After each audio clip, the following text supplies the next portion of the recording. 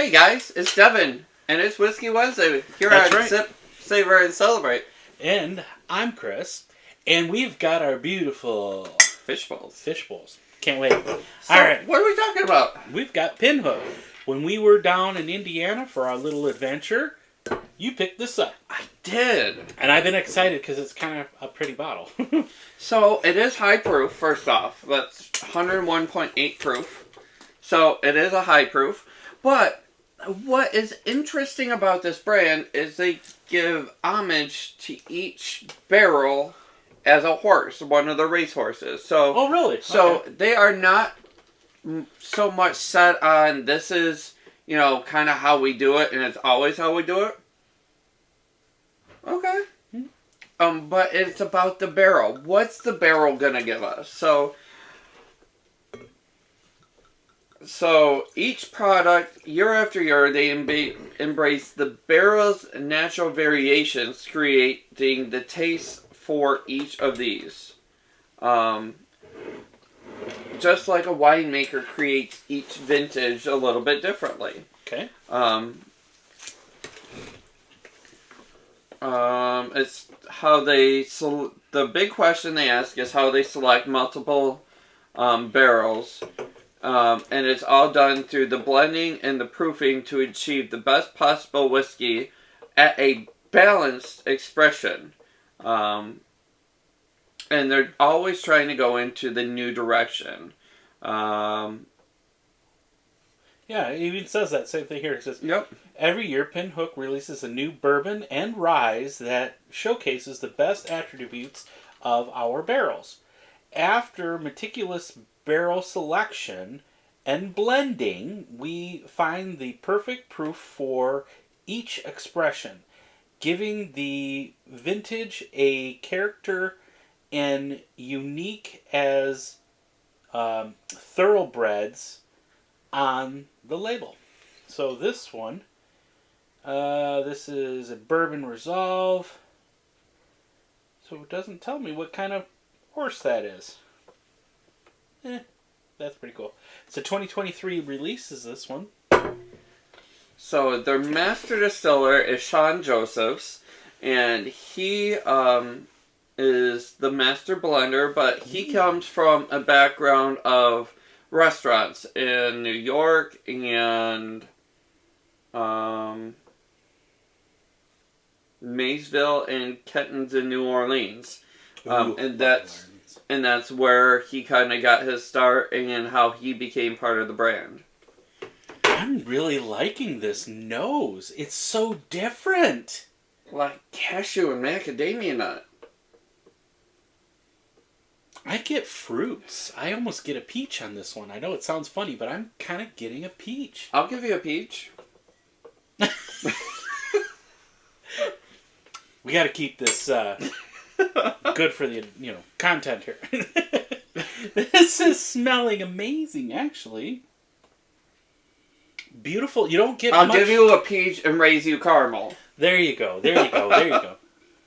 I don't get the caramel. Really? Nope. To me, it's very fruity. I don't get any of the corn mash. I do get the... it definitely lights up the nose from the alcohol. Yeah, it is a little alcohol forward. What is this? I forgot to look. It is... 101 proof. 101.48. Yeah. We covered that in the beginning. You did. I apologize. I just wasn't paying attention. I was entranced by the pretty bottle. I am, because it's a beautiful peach color. Not to influence my peach nose. But it smells wonderful. It's different than any other bourbons that I've ever smelled. Because a lot of the bourbons, well, to me, have that first massive layer of a beautiful sweet corn. Right. Right? I don't get that in here. It's beautiful, it's sweet, but I don't get the corn. And they don't talk about what their blend is either because they're focused on the barrel. It's just wonderful, like fruits. It's sweet fruits. Peach, apricot.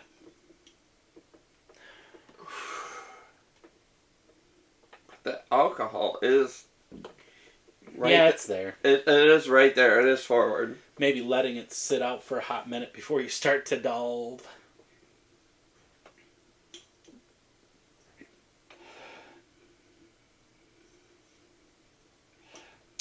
Because I get down at that 6 o'clock, I do get a little bit of the corn. But it's the light. Yeah, I can't find the corn. Weird enough, I get kind of like a I thought you were going to say Kylie Minogue. I'm like, what's that got to do with it? We haven't even started drinking this darn thing yet. I know. No, I'm getting a crisp cucumber at 6 o'clock. Yeah, I know. That's like where I get the corn. That's where I get the cucumber. Like, growing up on the farm... I'll give you that, but that is up like 11 o'clock to me. For you, yeah.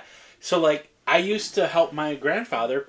We had a pickle patch that we'd pick the pickles. We'd take them over to the local pickle factory, and then we'd go over to Ponderosa, and we'd get dinner back then. I mean, that was a long time ago. Yes, I'm old.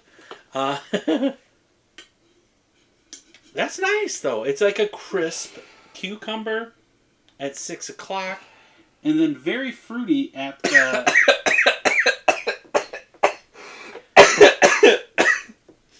It's very fruity. Don't inhale that too much. From 9 until 2.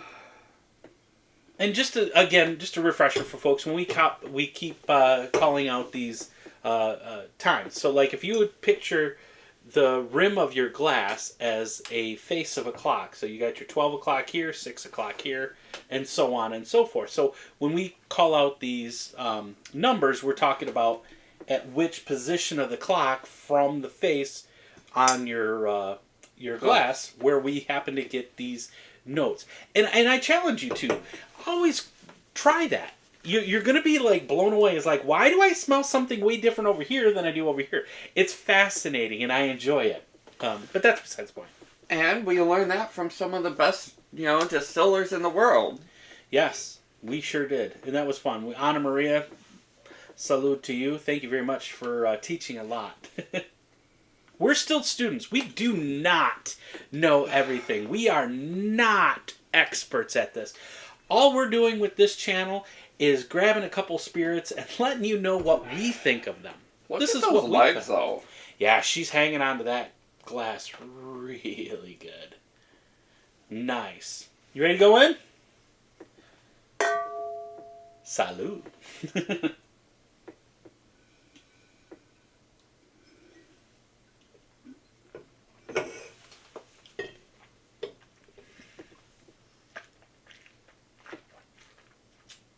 Okay, first off, that's smoother than I thought it was going to be.